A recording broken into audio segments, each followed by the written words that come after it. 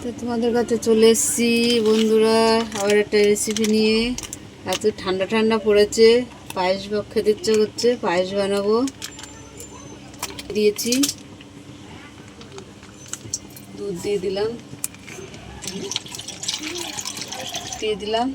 3টে প্যাকেট দেবো মোট। 3টে প্যাকেট দুধ দিয়ে দিলাম। এখানে 1.5 কিলো চাল নিয়ে নিয়েছি আমি। এই দুধ 1.5 কিলো দুধ নিয়ে নিয়েছি। আর এখানে আমি দিয়েছি 50 চাল।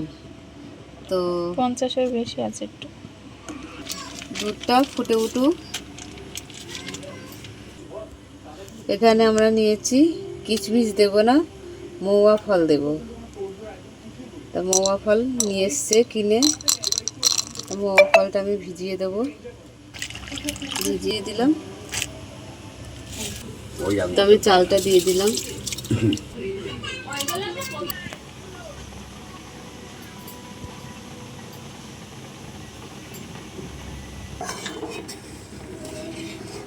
তো পায়েসটা ভালো করে নাড়তে হচ্ছে,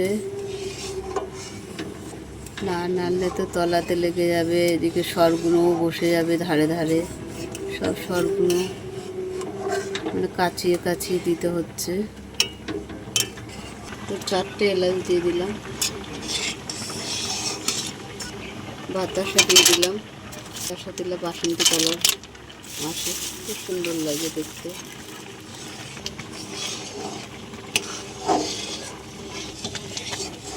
তা দেখো 1.5 কিলো দুধে 50-এর একটু বেশি চাল।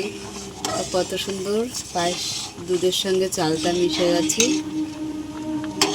তো এবার আমরা এখানে দিয়ে দেবো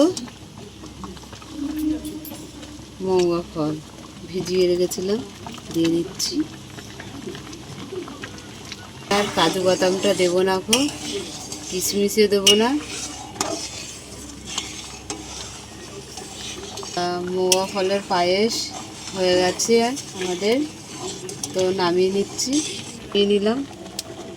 আমাদের মৌয়া ফলের পায়েস হয়ে গেছে। তা তোমাদের কেমন লাগলো বলো, ভালো লাগলে লাইক করে দেবে, শেয়ার করে দেবে, কমেন্ট করে দেবে, সাবস্ক্রাইব করে দেবে। টাটা।